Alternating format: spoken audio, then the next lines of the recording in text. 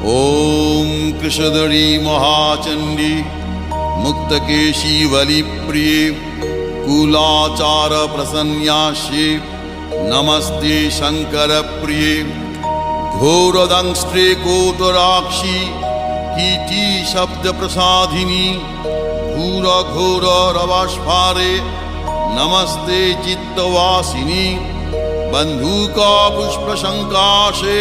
त्रिपुरे भयनाशिनी भाग्योदय समुत्पन्ने नमस्ते वरवन्दिनी जय देवी जगद्धात्री त्रिपुराद्ये त्रिदेवते भक्तेभ्य वरदे देवी महिषग्नि नमोस्तुते